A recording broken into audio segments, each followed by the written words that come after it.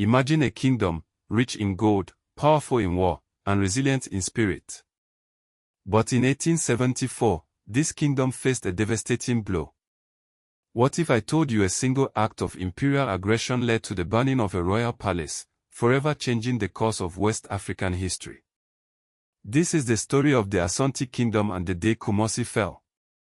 The Asante Kingdom, also known as the Ashanti Empire, emerged as a dominant force in the forest zone of what is now Ghana in the late 17th century. Its power was built on several pillars: sophisticated military organization, strategic control of trade routes, abundant access to gold, and a centralized political authority under the Asante, their king.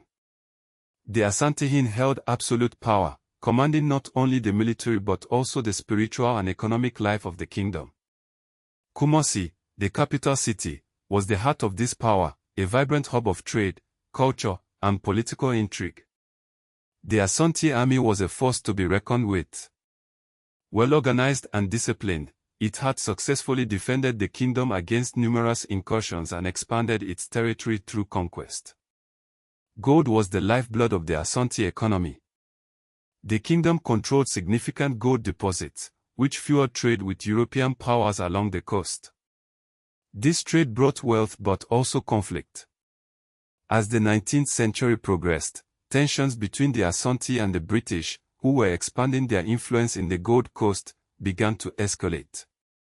The roots of the conflict lay in competing claims over territory, trade, and political influence.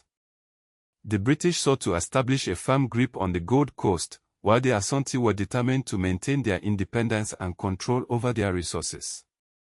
Skirmishes and diplomatic failures led to a series of Anglo-Asante wars, each one increasing the stakes.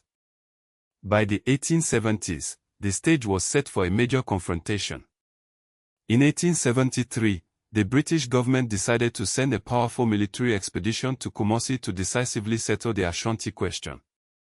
The man chosen to lead this expedition was Major General Sir Garnet Joseph Wolseley, a rising star in the British Army, known for his efficiency and ruthlessness. Wolseley was tasked with bringing the Asante to heel and securing British dominance in the region. The Asante at the time was Kofi Karikari. He inherited a kingdom facing immense pressure from the British. He sought to balance maintaining Asante independence with avoiding a full-scale war, but ultimately, events spiraled out of his control. The British force consisted of approximately 2,500 troops sent from Britain, augmented by colonial auxiliaries and a large number of African carriers. The logistics of moving such a force through the dense West African forest were a major undertaking. The British relied heavily on local knowledge and manpower for transport and supply, highlighting the crucial role of Africans in the colonial campaign. The British Army was equipped with Snider Enfield rifles, a breech-loading weapon that gave them a significant firepower advantage over the Asante, who were primarily armed with muskets and traditional weapons. Wolseley's strategy was to conduct a rapid, decisive campaign aimed at capturing Kumasi and forcing the Asante to accept British terms.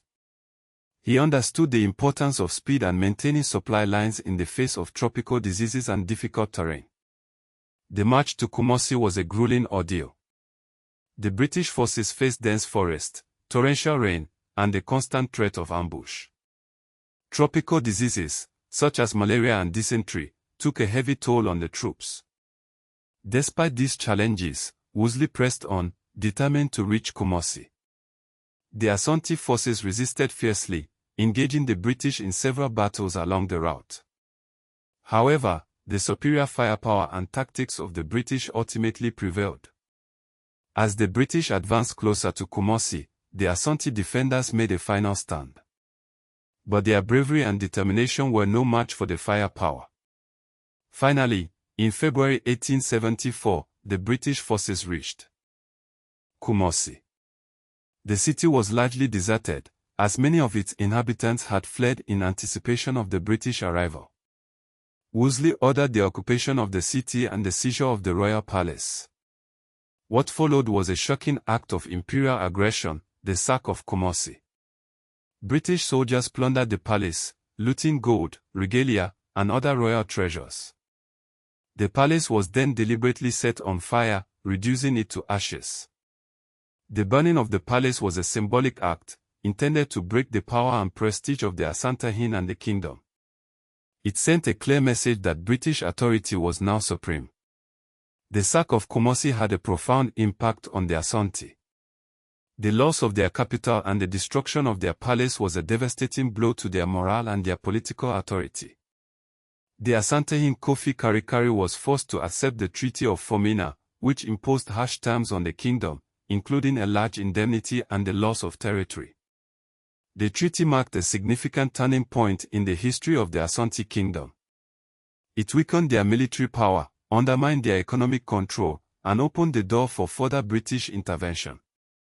However, it did not mean the end of the Asante. The Asante state survived the invasion and the subsequent treaty. It regrouped and continued to exist as a powerful force, adapting to the changing colonial conditions. The Asante remained a significant figure, and Kumasi was eventually rebuilt, becoming a major urban and cultural center once again. The legacy of the 1874 invasion continues to resonate today. The event remains a powerful symbol of colonial violence and resistance in Ghana and the wider African diaspora. The looted treasures from Kumasi are now at the center of debate over restitution and museum ethics. The Asante case is a reminder that African kingdoms were not passive victims of colonialism, but organized states with complex political systems, military capabilities, and cultural traditions.